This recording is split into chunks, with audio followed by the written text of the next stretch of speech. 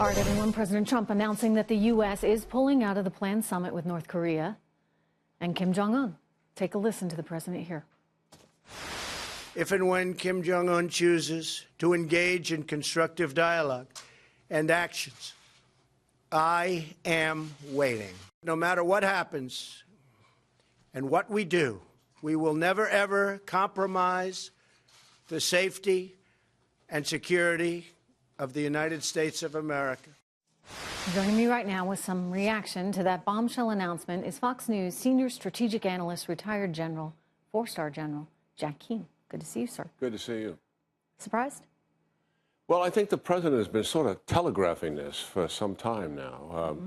And he's very adamant about the fact when he told us all that, listen, if he's not serious, if this isn't going to be productive, I'm not going to go. He's not going to make the mistake that previous administrations have made. Go into negotiations, they make promises, they don't fulfill them, but we take some of the sanctions off and we give them some assistance. He wasn't going to be a party to that. And I think there was enough evidence here, even before the rhetoric just heated up in the last 24 hours. After May 8th, and Kim Jong-un was at that almost covert visit to China. The first one was very public. Right, and then the second visit, he went. And he came back, and then he shut off negotiations with South Korea. That surprised everybody. He started to talk about the summit maybe being in doubt and question, and he stopped talking about denuclearization. So I don't think we know for a fact what happened between the Chinese and the North Koreans, but something did, because his rhetoric has changed dramatically as a result of that. And I think the president has recognized for some time that he's not going to waste his time. And I don't think we necessarily mean that there will not be a summit. But it's in Kim Jong-un's hands now, whether he is serious or not. What's China's motivation for not having this happen? I'm surprised by it, unless they totally agree with the North Koreans that they are not going to denuclearize. And then that's been a facade. Then they've been gaming the president to a certain point, because they told the president on multiple occasions that we agree with the policy of denuclearization.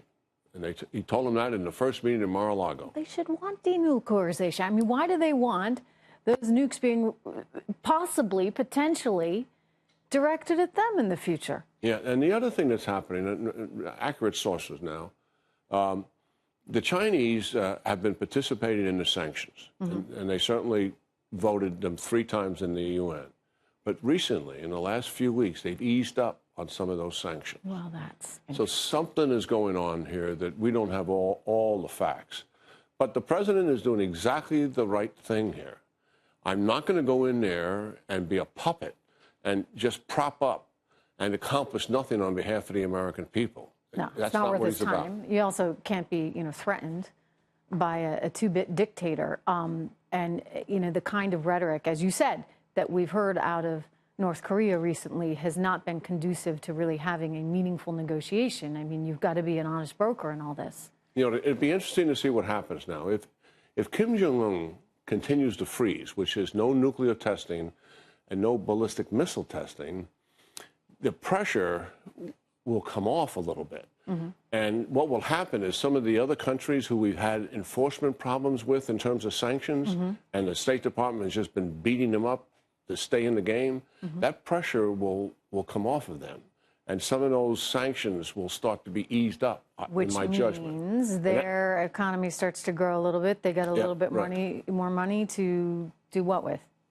Well, they take most of their discretionary dollars and they pour it into their military, and they pour it into take care of themselves and their elites. That's where the money goes. But you don't think it's off entirely? No, I don't think so.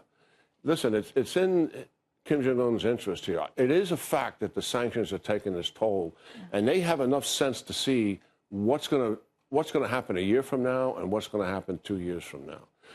The other factor that's in the room is they kind of think that they're dealing with this president for 2.5 more years, and that's it. That's what's in their mind. So that's a factor in the room. Remember, this is a very young man who is going to reign, if he takes care of himself, 30 or 40 years. So he's looking way down the future. If he takes care of himself. And, it doesn't help to antagonize the United States of America and all this. Anyway, General, we'll keep watching it. It's good to see you. Good to see you, Trish. Thank you.